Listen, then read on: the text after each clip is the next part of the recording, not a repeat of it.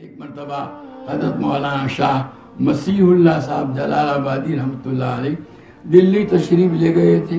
حضرت مولانا محمد یوسف صاحب دہلوی حضرت جی ثانی رحمۃ اللہ علیہ سے ملاقات ہوئی. دونوں بیٹھ کے باتیں کر رہے ہیں. گفتگو کے دوران حضرت مولانا محمد یوسف صاحب رحمۃ اللہ علیہ نے کہا کہ میں جب میزان و منشعب پڑھتا تھا، یہ جو لوگ اہل علم نہیں ہیں ان کو معلوم نہیں، ہمارے مدرسوں میں جو عربی کا پہلا درجہ ہے اس میں یہ کتاب پڑھائی جاتی ہے، یعنی بالکل ابتدائی. تو کہا اس وقت حضرت جی مولانا الیاس صاحب رحمۃ اللہ علیہ نے مجھ سے فرمایا، یوسف ابدال قطب بننے کا طریقہ بتلاؤں؟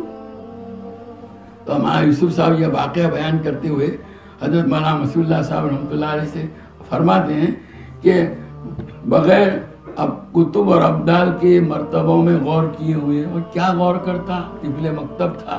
میں نے عرض کیا کہ حضرت بتلائیے کتب بننے کا طریقہ کیا ہے کہ جہاں نبی کریم صلی اللہ تعالیٰ علیہ وسلم کی سنت کے خلاف ہو رہا ہو، ایسی جگہ پر کسی بھی زمانے اور وقت کا لحاظ کیے بغیر حضور صلی اللہ علیہ وسلم کی سنت کو جاری کرنے کے لیے محنت کرنا، یہ کتب بننے کا سب سے آسان طریقہ ہے.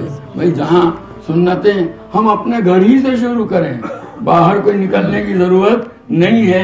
اپنے گھروں کا جائزہ لے لیں اور جہاں سنت چھوٹی ہوئی ہو ان سنتوں کو ہم اپنے اندر، اپنے گھر کے افراد کے اندر اس کو جاری کرنے کا